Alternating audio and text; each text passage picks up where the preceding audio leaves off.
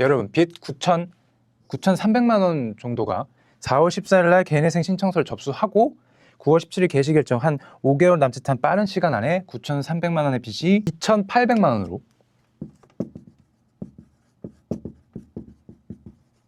9,300만 원에 가까운 빚이 5개월 남짓한 빠른 시간 안에 2,800만 원으로 탕감이 된다면 믿으시겠습니까? 오늘 사례는 미용실 원장님 실제 사건이고요. 보존 공고가 3번이나 나왔지만 이 개시 결정부터 인가 결정이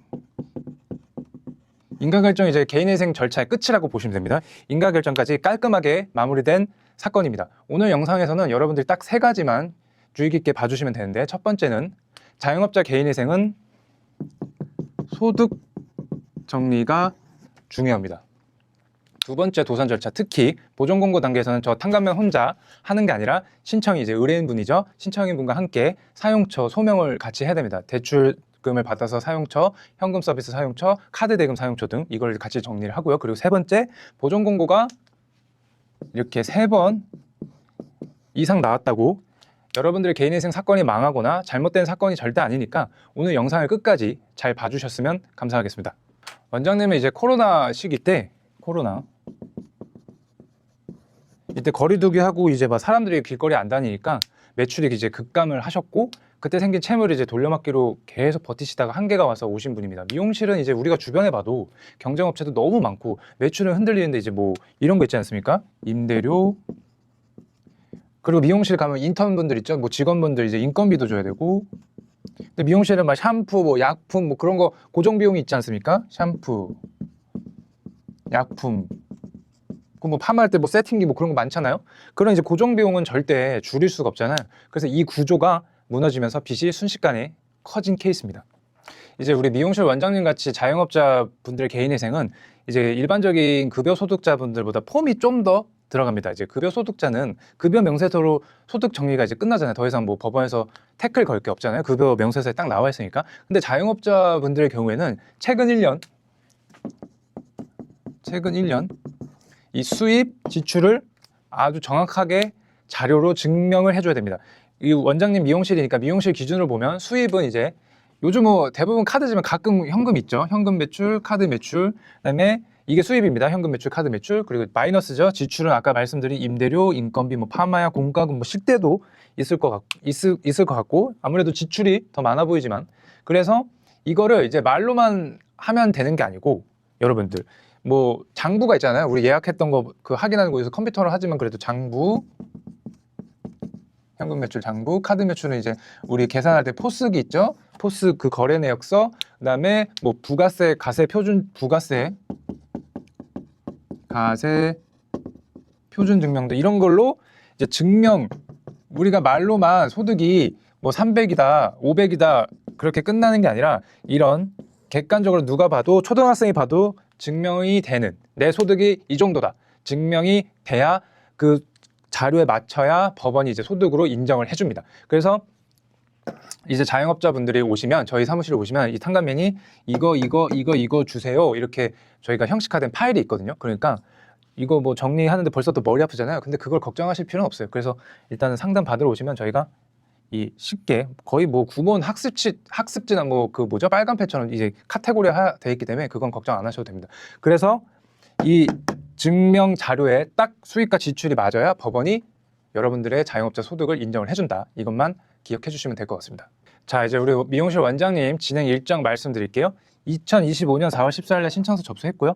한 뭐 4일 뒤에 바로 비용 예납 명령 나오고 금지 명령 동시에 나왔습니다. 비용 예납은 이제 영업소득자죠. 자영업자니까 경우에는 대부분 나온다고 생각하시면 될 것 같아요.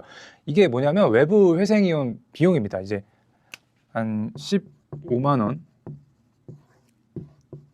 원 정도 하고요. 저번 영상에서도 말씀드렸지만 이제 이거는 고속도로 톨게이트 이용료라고 생각해 주시면 될 것 같습니다. 이제 법원 서비스 이용료, 이건 뭐 절대 타협이 안 되니까 이 정도 15만 원은 이제 생각해 주시면 될 것 같아요. 그리고 아까 이제 말씀드린 보존 공고가 3회 나왔고 9월 17일 날 개시 결정이 났고 얼마 전이죠? 2025년 12월 5일 인가 결정이 나서 끝이 났고 잘 마무리됐습니다. 자, 우리 미용실 원장님 총 채무가 9,314만 9,746원 정도 됐습니다. 저희 사무실 찾아왔을 때 이 정도 채무가 됐었고요. 이제 변제기간 소득을 산정해서 변제기간을 제출했고 신청서 그 3년 36개월 변제로 원장님께서 3년 동안 변제하실 총 변제금은 이제 2,894만 8,788원. 이 정도만 내면 이 원장님의 빚은 탕감이 되는데, 즉 6,419만 958원이 여러분 탕감된 겁니다. 9천이 넘는 빚이 6천이 넘는 빚이 탕감돼서 원장님은 2,800만 원 정도만 이제 법원에 내면 모든 빚이 탕감이 됐고, 그럼 여기서 이 원장님이 탕감 받을 때 실제로 들어간 비용, 이 정도 탕감 받는데 비용 얼마 드나요? 궁금하시죠? 그거를 제가 정리해서 말씀드리겠습니다. 이 사건에서, 이 원장님 사건에서 실제로 저희가 받은 수임료는 280만 원이고요. 그리고 원장님 채무 이제 부채 발급 증명서를 발급해야 되니까 그걸 대리업체한테 맡긴 비용은 14만 원. 그리고 이분 인지송달료, 이것도 이제 고속도로 톨게이트 법원 서비스 이용료입니다. 이분은 원장님은 채권자가 13개였고 인지송달료 69만 7,600원이었고요. 그 다음에 예납과 아까 말씀드린 거 외부 회생위험 비용, 이거 타입이 안 되죠. 무조건 내셔야 됩니다. 15만 원 해서 수임료, 부채발급, 인지송달료, 예납금 합해서 3787,600원, 378만 7,600원을 비용이 발생했고, 이 300만 원, 좀 400만 원 안 되는 비용으로 이 원장님은 6,400만 원 정도가 탕감이 되셨습니다. 이게 바로 개인회생 절차가 제대로 진행됐을 때의 결과입니다. 자, 우리 미용실 원장님의 1차 보정은 비교적 기본적인 내용이었습니다. 보정공고 1차 보정공고의 내용은 이제 누락 채무 확인해라, 기본적이죠. 대출 사용처에 대해서 소명해라, 그리고 또 기본적이죠. 카드 계좌 사용 내역, 이제 카드에 뭐 50만 원 이상, 뭐 계좌 거래 내역 100만 원 이상 사용처를 설명해라, 이런 기본적인 보정공고였고요. 이 누락 채무 확인은 우리가 개인회생 신청서 제출할 때 제출한 채권자 목록 외에 마지막으로 채권자를 다시 한번 추가하라는 법원의 배려이기도 합니다. 왜냐면요, 인가결정이 아까 개인회생 끝이라고 했잖아요. 인가결정이 나버리면 채권을 더 이상 추가할 수가 없어요. 그래서 개인회생을 정말 힘들게 했는데, 기껏 했는데 나중에 인가결정까지 나서 누락된 채권이 발생하면 아무 소용이 없는 거예요.